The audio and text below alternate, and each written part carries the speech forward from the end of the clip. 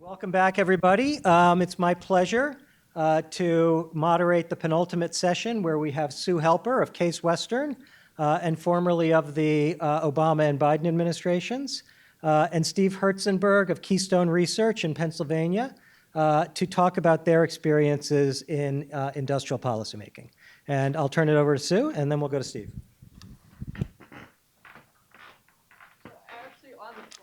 Together some slides, which hopefully will take just a few minutes. What I wanted to do is kind of just describe the electric vehicle case, which is I've worked on the auto industry for a number of decades in my academic career, and then was thrust into policy, and we had also these very interesting papers. And I think that the key question I just wanted to talk about is, all kinds of goals. And the Biden electric vehicle policy had some, but not infinite, domestic content requirements.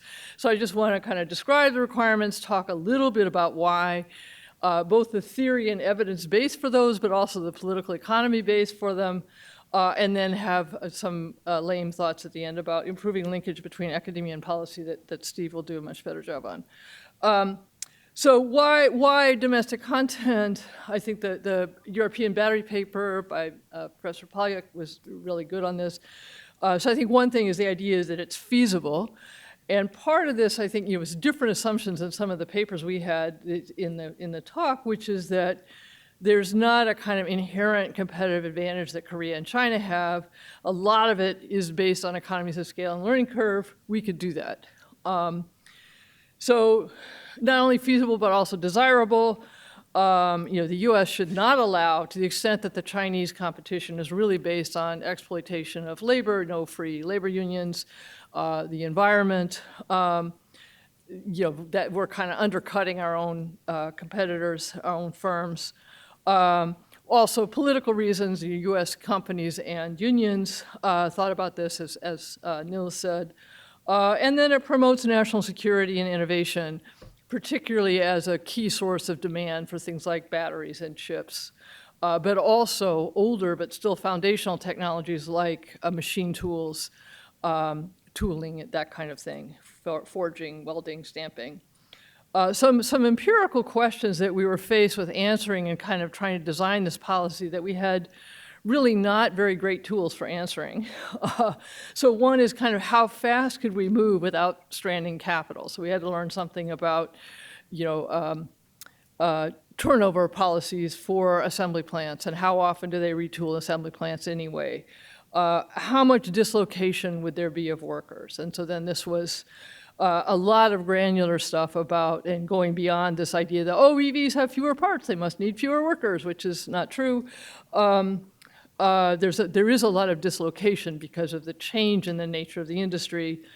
There was also, I think, Professor Polyuk's paper also talked about this too, that the kind of assumptions about job quality, that these have to be crummy jobs. And I think that I'm much less worried about that than we're going to take high-quality engine jobs paying $30 an hour that were union and replace them with non-union battery jobs paying $16.50 an hour. And because in both for policy and some action by the union, the prevailing wage in batteries is in the high 20s, 30s, something like that. And as a result, they also have much greater duties. It's not a kind of fixed job description. And then kind of what do we want to do in the US? What do we want to do with allies? So what were the instruments? A key thing, and Danny Roderick talked about this last year a lot, about the need for coordination, the lack of information. And so these simple things that you would think are all just cheap talk, actually I think had real implications. So there was a lot of work over the summer of 2021 to get automakers and unions together to agree that this goal of 40 to 50% EV sales in the US, and we didn't talk about where they would be made, but 40, 50% EV sales in the US, that was a feasible goal. And so that was a lot of coordination to make sure that the supply would be there, the workers would be there, the subsidy would be there. Then the IRA was passed, and it had all kinds of things in it. So it had this consumer tax credit, which was, actually, I guess I shouldn't describe these. These are the ones I'm going to describe. I'm going to describe a little bit more detail.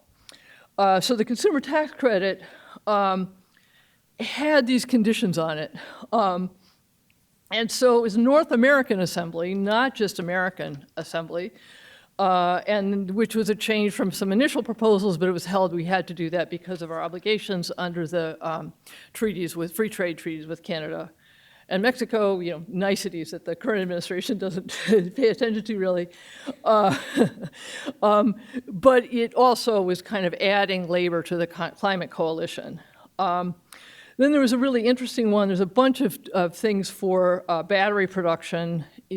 Part of the consumer tax credit was that the batteries had to be made, and the upstream part, from non-foreign entities of concern. And so depending on how you defined this, so this was very important to Joe Manchin, in part because he thought he could kill the whole thing. So it was a very interesting, you had people who wanted this, including people who cared not at all about EVs. So a lot of granular work about what definition leaves in who, leaves out who, over what time horizon can we get investment in friendly countries. There was no conditions on other kinds of domestic content, even though the supply chain actually accounts for more than half of the employment. And some of that was just lack of awareness in the administration and kind of a refusal to listen to those of us who knew. Also the fact that this is an almost entirely non-union sector, so there were no labor advocates, and the firms are small and disorganized. As was mentioned in Felix's paper, there was this leasing that had none of these domestic content.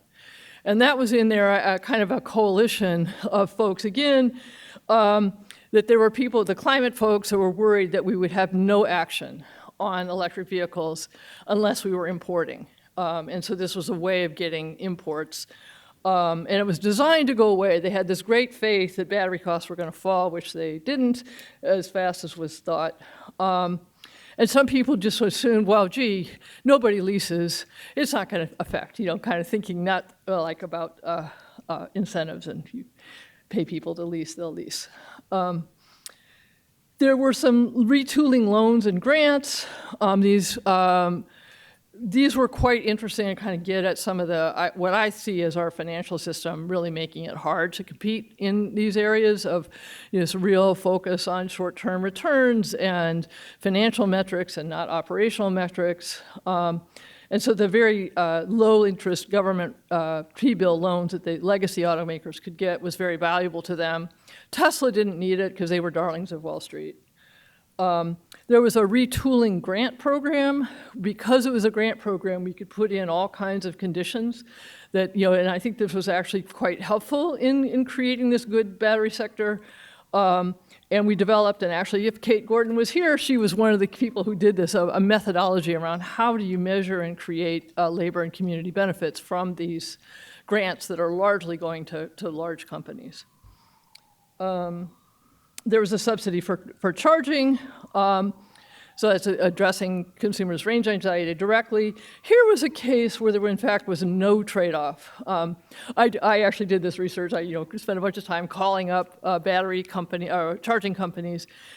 There was no slowdown because of these conditions in the availability of charging. I mean, Ezra Klein has a whole thing about why charging rollout was so slow. We could talk about that. But this is a case where we could actually have our cake and eat it to meet the climate goals and the domestic content goals. So then that's just kind of a description. I'm happy to go back and talk about any more of these if you want. I think it's still relevant to think about these policies. First of all, just in general, this is very complicated industrial policy, and what can we learn in general? But even for the US, there's long-term impacts of the IRA and lots of questions about, if you really think the only problem is catalytic investment, well, we did the catalyst for a couple years, maybe that's enough. And then there's some state-level potential, and how do we think about these policies assuming that there's future federal elections. So anyway, I think it's an important question, remains an important question. All that is to then get to this. And so I think there are some really key things that, and I think really understanding this financial issue, I think short-termism is too simple. Clearly, in some cases, we can invest long-term, even Tesla and Amazon are examples, but other cases, it's very hard for General Motors, for example, to invest now, even though they know that their future competitiveness is in the electric vehicle sector. We also have authors in the room of people who know about network failures as well as market failures, Andrew and Josh, and just how do we, this convening and overcoming these information issues is really important. How do we do a better job? I talked some about job quantity and job quality. There's a lot of talk about friendshoring, and the U.S. doesn't need to do all this in-house, but it's completely theoryless as far as I can tell. I really don't understand when we do it, when we don't do it. We had these papers on trade policy. I learned a ton about them and let Felix respond to, and I guess Mark left, but I thought it was really interesting to see this increasing sophistication of demand side, the theory and the measurement, and this really cool data about the second choice model and leasing versus buying. And I feel like the supply side the theory is getting increasingly realistic.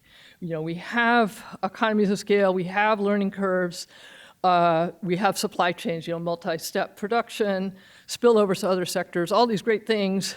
But I can't think, that backing out costs based on assumptions about market structure, when you have very different strategies among firms and nations and views about discount rates, that didn't seem convincing to me. And I think there is actually data. And so one thing that we can do, I think, and just in terms of making these linkages more concrete, is think about how do we improve data, both just access to existing data, but also ability to collect more relevant data that, I think we as economists and social scientists have ideas about what kind of data should be collected. That's not always the same as the way engineers collect it. So I think that would be one kind of way to improve this. I also recommend, just as a guide to boost to research questions, if you have a chance to work in government, doesn't have to be federal, can be local or state. It's really valuable on a bunch of levels. But let's turn it over to Steve.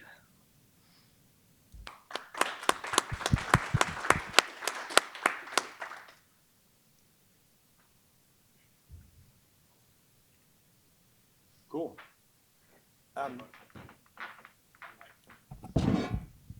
Okay. Got it. Thank you, Josh. Okay, I'm very sorry that Kate Gordon is not here, but I'm delighted that Sue Helper and Andrew Schrank have joined this panel. I want to thank Alina Jennings for printing out my remarks, and thank Sue and Jess Whitford for inviting me and inadvisably telling me I could talk about what I wanted. I've had about 10 years in Washington, D.C., followed by 30 years at a state-level progressive economic think tank in Pennsylvania. Both of those stints have included sort of periodic work or projects related to industrial policy. I want to reference Eric Verhoeven's call at the outset of this conference yesterday for attendees to be less polite. It reminds me of my daughter suggesting a couple of years ago that in my toast at her wedding in Devon, England, that I engage in a little light bullying. I said at the start of that toast, that's something I think I can do. I say now that less polite is something I think I can do. Or at least I can be less blunt about the importance of academic industrial policy work, A, informing and connecting to policy on the ground, including at the state and local level, and B, making economic challenges on the ground one of the starting points for the topics of industrial policy research. One way to achieve these complementary goals is for academic industrial policy researchers to redouble their efforts to interact with and include in these gatherings policymakers and think tanks addressing economic and industrial development on the ground that will ensure that industrial policy researchers are not siloed in the academy. A step in that direction, I think, was the organizers' creation of this panel, however restructured. And I encourage you to double down on the impulse to create an industrial policy network that includes a rich intersection between the academy and industrial policy practice.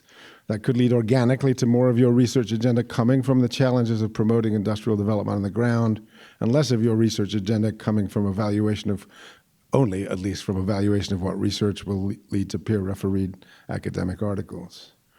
In the rest of my remarks, I'm going to highlight one concrete way to connect to the world of policy, and I will then talk briefly about the manufacturing initiatives of the four-state Reimagine Appalachia project covering Pennsylvania, Ohio, West Virginia, and Kentucky that Keystone Research Center helped catalyze in 2020, and to list some of the research needs on which we would love help from folks at this conference and in your networks.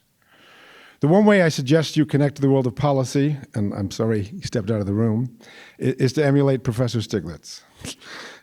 He, the Roosevelt Institute, and others produced a book called Rewriting the Rules of the American Economy, an Agenda for Growth and Shared Prosperity, released November 2nd, 2015. Project 2017, as it were, which became Project 2021. This book made a lot of economic research more accessible for policymakers. The Stiglitz Rewriting the Rules book was complemented in 2020 by a federal recruitment effort by the Roosevelt Institute and other nonprofits and progressive stakeholders in Washington, D.C., including the AFL-CIO. That project mapped critical second and third tier positions in the federal government and identified and matched experienced, committed professionals with those positions, folks such as Sue Helper and Kate Gordon. In stark contrast, my earlier experiences of Democratic executives staffing and administration started when I was employed at the U.S. Department of Labor in November 1992, when I learned that President Bill Clinton's first economic appointment was Larry Summers. That personal experience also includes President Obama making his first economic appointment, Larry Summers. And that personal experience also includes observing the staffing of the executive branch by three Democratic governors in Pennsylvania. Governor Rendell earned a B. He brought a bunch of pretty smart, experienced people from Philly. Governor Shapiro earned about a C. And my friend and former board member, Tom Wolfe, a PhD in political science from MIT, earned a D, except for my wife. Happy to elaborate on those stories, but I'm not going to do that now. My point with these comparisons is that the wisdom of President Biden's appointments into his administration was off the charts. The implication of this example, led by Professor Stiglitz, is that the book that this next year's conference gives rise to could be called Writing the Rules of a New American Industrial Policy, an Agenda for Making America Competitive Again. Your call for papers could require co-authorship of papers by someone in government and someone in academia. And you could ask your foundation backers to also fund the personnel project for the New American Industrial Policy. That would create a cohort of folks from the academy and from nonprofits like Keystone Research Center, and then have an effort to place those folks in local, state, and federal economic development agencies over the subsequent 5 years. This cohort in key industrial policy positions across the country could use the Agenda for Making America Competitive Again as their guidebook. 6 years later, you could produce a second book evaluating how well it worked. The personnel policy component of the U.S. Industrial Policy Project that I just outlined would be a tiny effort to address a key challenge of American industrial policy.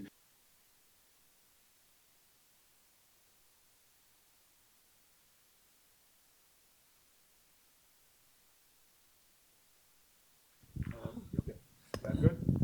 Is that on? Yeah.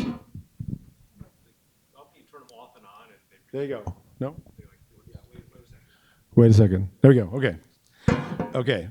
The personnel policy component of the U.S. Industrial Policy Project that I just outlined would be a tiny effort to address a key challenge for American industrial policy identified by my brilliant former Office of Technology Administration colleague and co-author John Alec, The Emaciated State of Sectoral Expertise and Capacity in Government. Without significant capacity in government, it's hard to use industrial policy in a nuanced way to get to the high road in each industry. and the risks of incompetent or industry-captured and politicized industrial policy are inevitably greater. A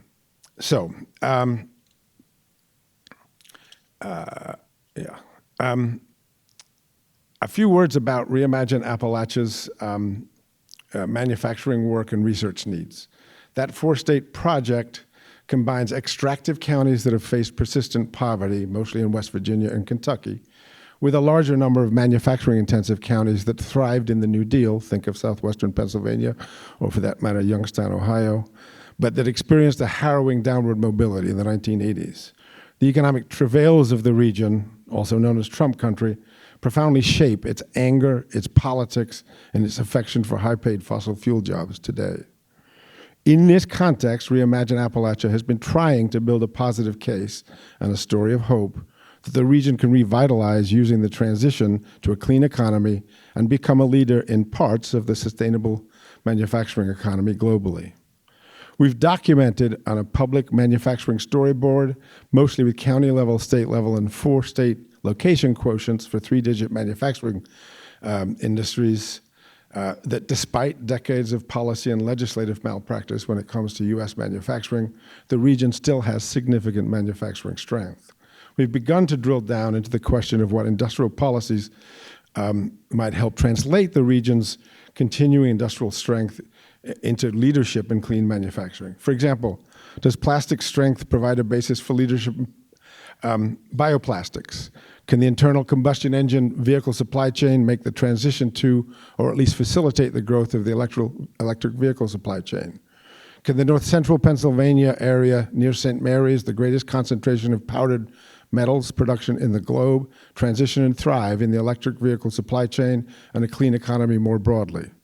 Is the investment in several innovative battery plants in the region an opening to national and global leadership, capitalizing in some cases from rare earth minerals in coal ash?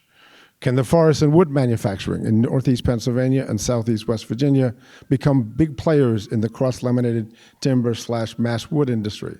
Related to this, is there any set of sectoral policies that could revitalize other value-added wood products in the region, including kitchen cabinets and furniture, rather than just shipping Pennsylvania's gorgeous hardwoods to China?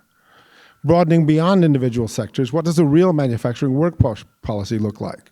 As opposed to some mix of pretending wages in manufacturing are still a lot higher than other sectors, videos explaining to high school students that this is not your father's manufacturing sector, and wishing manufacturing apprenticeship would grow, but ignoring that the number of apprentices relative to employment remains stubbornly at 1/20th the level of the region's construction industry.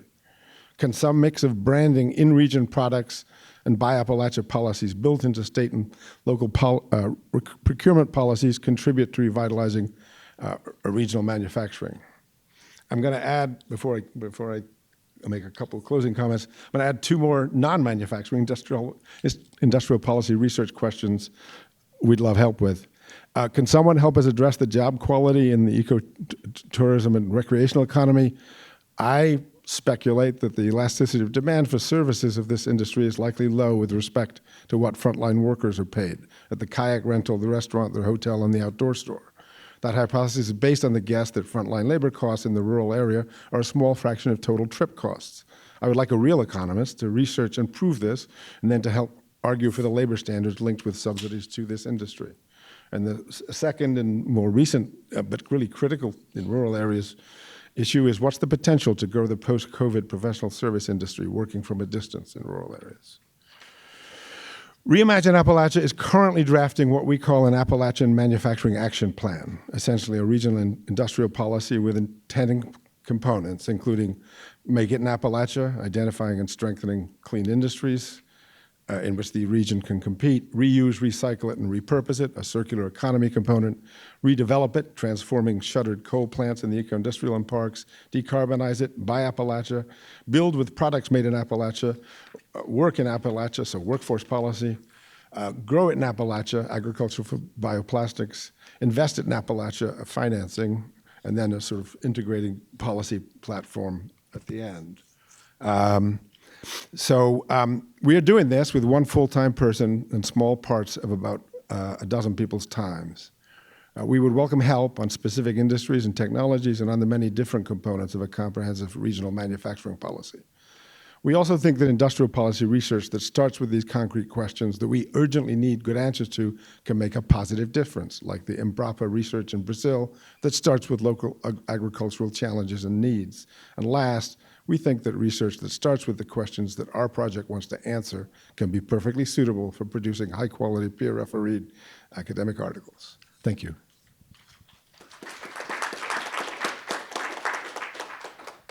So, is it working now? Yeah? Oh, good, it's back. So I've been asked to kick off the conversation with a couple of questions for these guys and then turn it over to you all. So here's my question or my reaction, not only to what you have said, but to the entire 2 days. We have heard, or in some cases given, a series of analyses of a variety of policies and programs in a number of countries, mostly quasi-experimental analyses. We've heard about producer and consumer subsidies in the United States. We've heard about venture capital at the EIF, marketing support in Denmark, export support in Argentina, R&D in Brazil, industrial zones in Turkey, bunch of things in China, et cetera. We've paid less attention, albeit not no attention, to at least two things. One is the relationship among these different types of policies. To what extent are they substitutes or complements, right? Tariffs versus subsidies, or the fact that the CHIPS Act includes both producer subsidies and workforce development initiatives because the plants aren't going to work unless you've got workers to work in them and the workers need jobs. Substitutes, complements. And secondly, political economy considerations. Polya has talked about this, Niels has talked about this, but I'd say overall, it's gotten less attention than the sort of quasi-experimental analyses that we've paid a lot of attention to. And so my questions for you guys, Steve and Sue, are how do you take the lessons from these sorts of analyses and put them into practice in a world where you have to think not just about the discrete policy, but the ecosystem of policies and the entire industrial strategy portfolio? And those different discrete portions of the portfolio might be substitutes or complements. They relate to each other in different ways. They're not independent of each other, and also have political economy considerations that might not be the same in Pennsylvania as they are in central Turkey. And have you thought about that over the past 2 days? And if so, do you have reactions? Well, my reaction is it helps to be embedded in the policy process. In our case, it's from the outside. But so, in the end, I think you need capacity in government. You need engaged stakeholders. If you're lucky, you've got labor, and management, and maybe at this point in history, you've got some environmentalists as well. So in the end, I feel like it's to design good policy. You have to bring folks with the knowledge into a conversation, and you have to orchestrate. In a way, it's a little bit like how Reimagine Appalachia designed its original blueprint. We were making recommendations, not actually designing industrial policy. But we had a bunch of convenings, virtual because of COVID. We assiduously reached out to our labor allies and a bunch of environmental allies.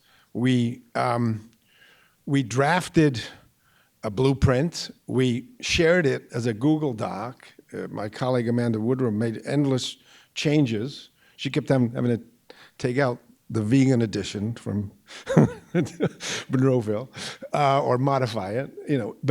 But so in the end, between like the first convening in March and the release of that document in July, we got a whole bunch of stakeholders to agree on a way forward that would achieve environmental objectives and job quality objectives and racial justice and community benefit objectives, right?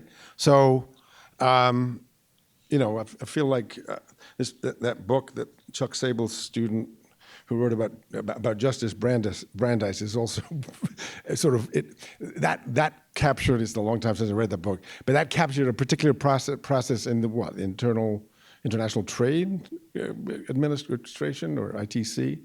Anyway, it was sort of an argument about disabled students. So it was an argument.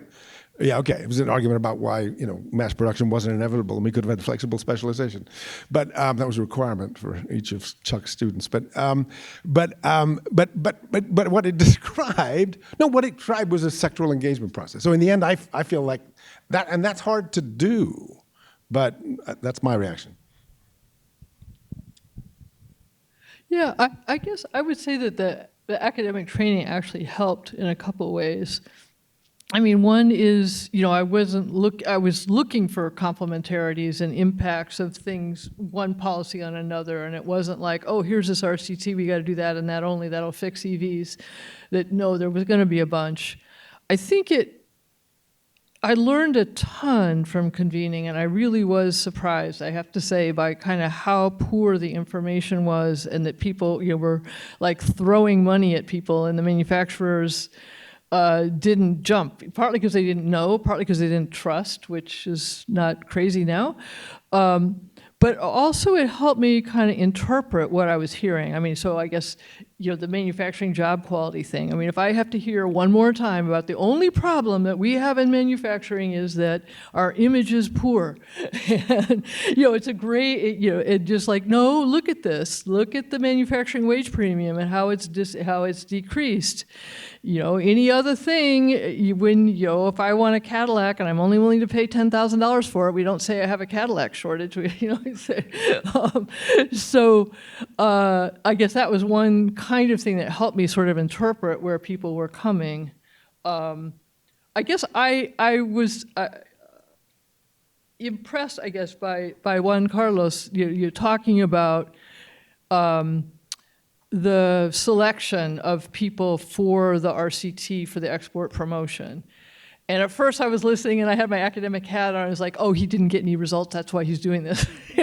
And then I realized, and talking to you later, that this is actually a key thing that policymakers need to understand is who is really eligible for what policy. And that actually comes out in your paper, Nathan, around with the RCTs. I mean, I guess the way I think about it is, when we do randomized controlled trials in the medical space, we assume if we're testing a tuberculosis pill that everybody has TB in the group, right? We aren't, and whereas in industrial policy, we may have a region that's got an employment problem and another's got an innovation problem. We just treat them all with the same policy, and then we wonder why it doesn't work. So I think this kind of idea of tailoring and, so anyway, that's a second point. Then my last point I want to make is just about, I think the directions of effects are really important. We needed to understand more on magnitudes, but at least when we had the direction, we could know that we needed real answers on, for example, like the extent of stranded capital in the auto industry in the assembly plants. Thank you. So what I'm going to do is I'm going to open it up to maybe 3 questions at a time and then turn it back to the panelists. So are there people who have things to say? Let's go here. And then I think Joe afterward. Joe, you can start. No, you go ahead. For Sue, do you really believe that basically I question the premise that the source of the Chinese competitiveness in EVs or even in many others is really exploitation of labor, or because they're not able to organize, or because of wages, or is it something else? Because if so, then if you're talking about wages, then you should forget about friendshoring. I mean, forget all about comparative advantage, forget all the economics you have. You should forget, anything to do with developing countries. So, secondly, in labor conditions, if you want to look at Chinese EVs, look at the wages there in that sector and work conditions in that sector compared to other sectors. I would say the Chinese are actually in that sector doing better. So thirdly, if you take this logic of your argument, the Europeans can be telling the Americans, I mean, in fact, they say so, that the reason you're competitive is because the way you treat your workers, the way the organizing it. So I'm not quite sure that is. On the other hand, there's an elephant in the room which everybody sort of mentions it and then runs away from, which is the financial conditions, which is you always couch it in terms of financial frictions. But if you do a a serious cost analysis, you find that the costs are incredibly sort of overwhelmed by the financial sector related costs. And that's the big problem, and nobody wants to talk. The rents are actually being captured. And I'll say in the EV industry, you can go to the semiconductors, Intel, anyone. And even in the so-called AI industry, and look at the Chinese and versus here, the difference is how much of the rents are going to the financial sector versus, I'm not talking about other capitalist class. Owners should get certain return on the capital. But I think there's a real big distortion here which nobody seems to talk about. Great. So let's go to Joe and then Juan Carlos and back to Sue and Steve. Yeah, so I have two questions. One is a follow-up on Anupam's question, which is I think there is another set of comparative advantages that China has very strongly. They have more engineers. We work very hard to get a comparative advantage in MBAs who learn. There is an important study that showed what is the big thing about MBAs? How you suppress wages.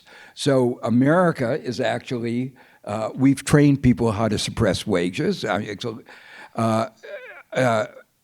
They focused on engineers and they just, secondly, they have a larger market. And with Trump showing domestic market really matters, you would say, well, having a larger domestic market is really important. Thirdly, they were forward-looking.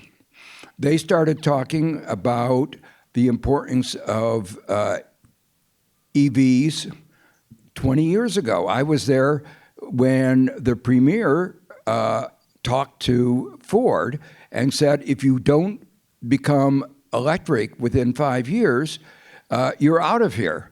And Ford paid no attention, and the other people in that meeting did pay attention to what the premier. So I think there are some intrinsic reasons why China has done better, and we shouldn't be really, it's not, I think the other things like subsidies are second order, and these are first order. I have a question for Steve, and it's related really partly to academia. Academia has long said that you shouldn't subsidize location.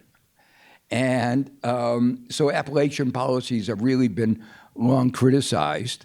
And the argument for doing it, besides the politics that place-based politics have become really important, the other one is that there are location-specific public goods, networks, and I haven't seen any quantification of how you really, it's a good story, and I actually believe it, but I don't know how a policymaker is supposed to know how much place-based policy to do. Juan Carlos? Hi. So in this conference, most of the emphasis was on subsidies. But there is another way of doing industrial policy, which is providing public inputs. And this provision, the problem is that they need to be coordinated. You mentioned coordination, you mentioned orchestrating, bringing together. And so in Latin America, we have tried a lot to do that with those kind of private-public roundtables.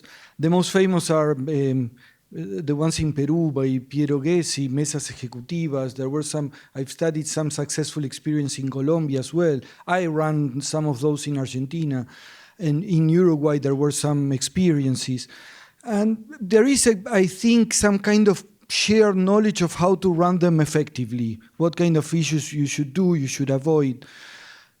But what we can figure out is how to make them sustainable over time. So it's usually the case that the administrations change and they are, all this social capital is and gymnastics is destroyed. So my question to you is, you mentioned now that for the auto industry, there was some coordination and stuff.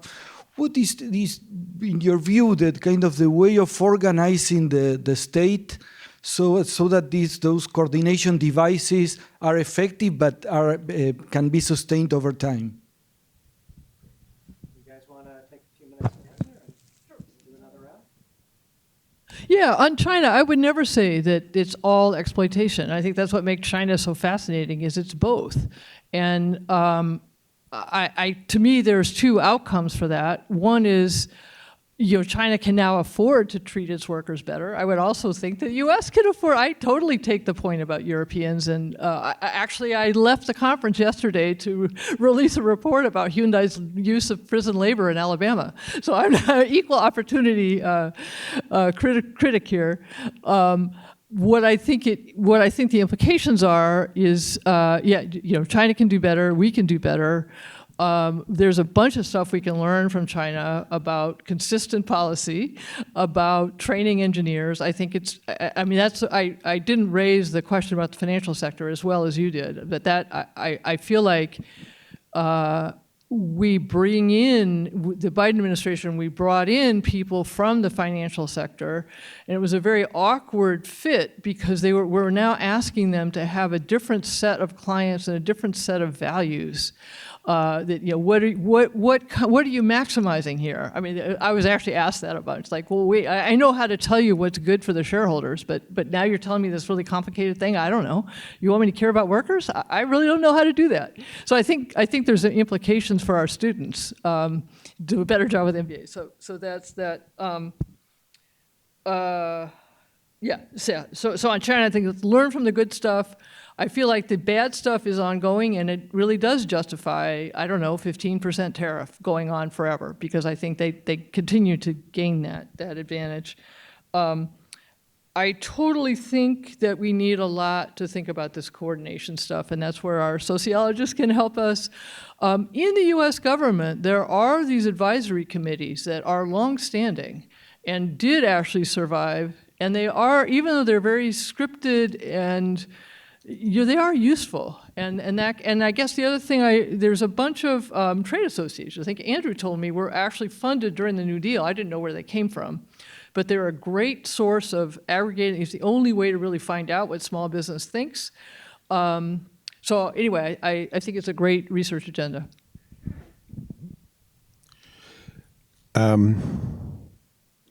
So on China, it just makes me think of my friend John Gallick's observations. China clearly has a lot more capacity in government when it comes to industrial policy. In terms of shouldn't subsidize place, I mean, I think there is a public goods argument. I mean, the Appalachian Regional Commission, right, created in the 60s, actually invested a lot more in infrastructure and education, and in the first actually 10 years, it was deep cuts that started under Carter. And then if you look at the numbers on the Appalachian Regional Commission, the average living standards compared to the rest of the country, the gap has closed tremendously. So to my mind, if you're investing more in the public goods of that region because it has less financial capacity itself, that seems like an economist should be okay with that. I don't know how to answer the question of how much, although I think the answer is not enough. And then, in terms of another argument is, I thought we were supposed to socialize the cost of transition, whether it's due to trade or due to the environment. I mean, you're the economist, but and we didn't socialize the costs. The people of this region, they paid the cost, and they're not happy about it. And now we got another transition. So we need to help them not pay more of that cost. And then I'm fine with the political part of it. I mean, the region is Trump country. The region is a stumbling block to addressing climate change in this country, which we all owe to our kids and our grandchildren. It's a stumbling block to globally, addressing climate change. The region is part of why Trump won. So I think this economic arguments and also I'm good with an aligned political argument. Let's see. In terms of sustainably investing in I mean, I took Juan Carlos, you partly talk about public goods, but you also, I think, we're talking about sector-specific learning. Okay, so part of my challenge is Sector-specific public goods, and okay, I'm going to include and learning, but and so here's hey, we got the Rendell administration to restructure workforce development around investing in industry training partnerships called industry partnerships. We even got them, I got them to create a statewide healthcare sectoral council and manufacturing sectoral council, just copying some of the stuff that had gone on in Canada. We fought like hell and kept a little bit of that policy going in the next Republican administration. I still remember that policy started in 2003. 2010, we were lobbying for putting that industrial policy program in statute, which we ultimately got when we got it signed by the Republican governor after a press conference with 6 industry associations and me hiding behind a pillar. But I remember the testimony of a couple of the food processing manufacturers from a partnership in Northeast Pennsylvania that had stopped getting industry training money. But he was there to say they would rotate the meeting to go to another company. And these 2 folks were just poetic about the learning benefits of that. Being in a room with someone else who's kept up at night by the same problems and that you learn from. So our field, I won't say your field, our field, I mean, all the stuff about sectoral policies, that agglomeration economies that we've all talked about, there's still not a single, at least in my view, powerful, distilled sectoral policy success story in which the government role is conceived of ahead of time, executed, and positively transforms the industry. I mean, fine, Stanford is part of Silicon Valley. You know, MIT and Harvard are part of, high tech there. But the stories we have seem like they're stories about after the fact you recognize the government investments that were critical to it. Now, again, hopefully someone's going to come up to me and say, hey, old man, you're out of touch with the research, and here's 6 examples, so please do. But when you're trying to argue at the state level for investing in industry partnerships, or we tried, and I had a Republican manufacturer who was a friend of mine, had a great Bill Clinton imitation, who at the same hearing about industry partnerships said, isn't your argument about workforce partnerships, isn't the same argument make sense for economic development and kind of innovation and learning about new technology? And I said, yes. So we need to collectively make the arguments and accumulate the case study and quantitative evidence, and I think we need to do better than we have. We have a hard stop in about 8 minutes, but if there are a couple of more quick questions. In the back, I can't see who it is, but is that, yeah, Niels? Niels and Jared. Okay, so let's do Niels in here and then wrap it up. We can start over here and they got a mic front here. Sorry. Yes, I was just thinking, given that sort of by nature, a lot of academic research is backward looking, how useful is it to policy which tends to be more forward looking? Is that a hand there? Do you want to? I did want to say something, yeah. I sort of feel like we need to grapple with this question of like what activities are we going to promote? So, I mean, the consultation sounds great. Getting a bunch of people in the room to learn from each other is great. Often when I do that, when I've talked to people though, they, like taxes are too high, and I want benefits, and so it's no guarantee you're going to arrive at something smart that's actually going to affect decisions in a valuable way. And so I'm sort of groping for, I'd like more of a decision rule or an algorithm or something for arriving at what are the things, where do we want to be invested, what public goods, is it that we want, or what kind of, targeted subsidy or investment tax credit or whatever, what are the activities that we want to promote? And I'm not sure that we have that.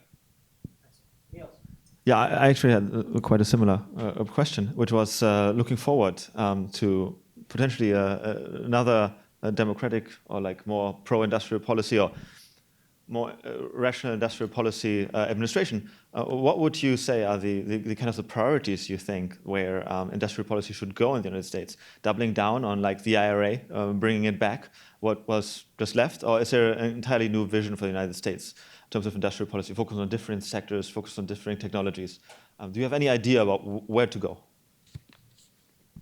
Well, so okay, given time, I'm going to lay out something you guys can all. But I think one thing that could work is an idea that we should be focused on cheap electricity. We've got electricity prices are rising, data centers are pushing the costs on everybody else. So we could get wind and solar, which are cheaper. So we get more green, we get lower prices, we get some innovation and domestic manufacturing. And so then if we choose that, then there are, I think these private returns to time and collaboration are higher when there's something at stake.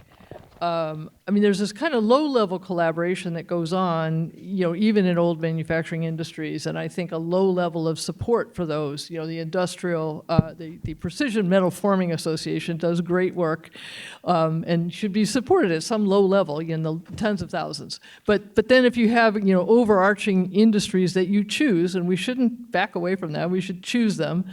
And then there's, I think, a real return to coordination if we're going to try to build up supply and demand together. And so then that would be the first choice. And we should look at it as where we've done that in the past successfully, so the backward. Yeah, so we have to be backward-looking to help us be better at being forward-looking. What I mean by that is the backward-looking stuff, and again, I'm an institutionalist. I like qualitative research. I'm fine if there's some, statistical work that goes along with it. But the backward-looking is you're trying to expand the repertoire of possible policies and institutional arrangements that you're familiar with, and then you're going to creatively think about how can you adapt them to a new situation, and okay, and that actually segues into. You're exactly right that the stakeholder convening is not, so what do you got? Oh, yeah, workers today do suck, don't they? Or taxes are too high, right? No.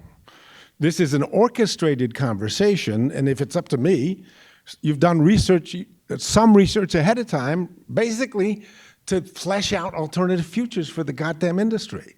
And and then you're validating that, and you're trying to get the mix of employers and union folks and environmentalists, you're trying to get them to validate, okay, so this future here, where we have higher productivity and lower emissions and better quality jobs, and we're more inclusive, so we can actually do that together, right? So it's orchestration with a purpose, and that in turn gets me to the last answer, which is, the priority is not one sector. Every single sector, institutional research that I know, every single sector has variations in business strategy. They have the companies competing in the same product markets. One of my favorites is the nursing home industry, and that are good, or they put it differently, that are okay, ugly, and break the mold in a positive way. But you see the same thing in the construction industry, which is partly correlated with union versus non-union, but not completely. There are some good non-union firms. So the data in manufacturing show wide dispersion of productivity within industry. So you're looking to intervene in each industry to orchestrate, orchestrate the definition of policies and other interventions that get you to a better future that works for everybody. And if that sounds a little French, I'm sorry.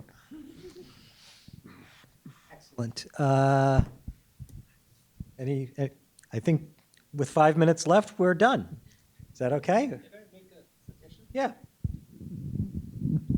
We do have a hard stop at 4:15. So I think what you have just said gives me an agenda to suggest to Eric and Joe. Perhaps what you might want to consider for your next is to have a panel or two panels where you take 3 or 4 I won't call case studies, but that has a different connotation. But yeah, case studies of where industrial policy or sectoral policy has succeeded, broadly accepted, but has things which have gone wrong, and have a presentation on that, and then 2 people to challenge that.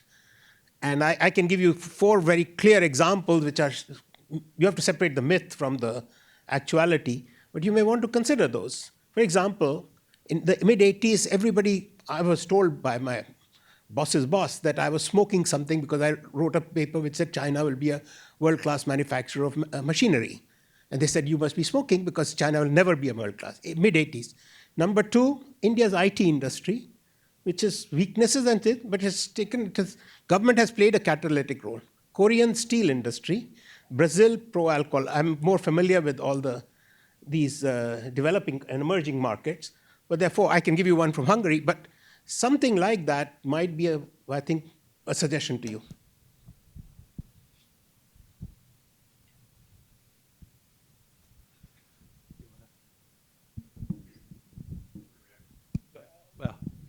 Just to say, I mean, so there I'm thinking we're trying to, the trade-off that Steve mentioned between, like what's publishable, for the academics and what is, good for the world. And unfortunately, those things don't always line up. But I agree that we should maybe raise the returns to doing this careful descriptive, work. That's useful, even if it's not necessarily publishable in a top journal. But and so a community like ours could be something that places more value on something like that than a standard academic conference. And I'll actually say another thing, which maybe I'll talk to you about after. Is another thing that we might do, and what we're doing here at some level is convening, right, and curating who's in the room a bit, and we can think differently. And there's trade-offs. They're always, you sort of think, like a thing I've thought about doing is actually having workshops, bringing in people at state level, think what we could do now, which is a different kind of, it's not just an audience, but a set of people and things like that, which I think might be of some value, which we can, but that's, smaller things where we're actually convening workshops of people, of academics and policymakers, which is not exactly the same thing as this. It's sort of this, but it's also papers, which is not quite the same thing.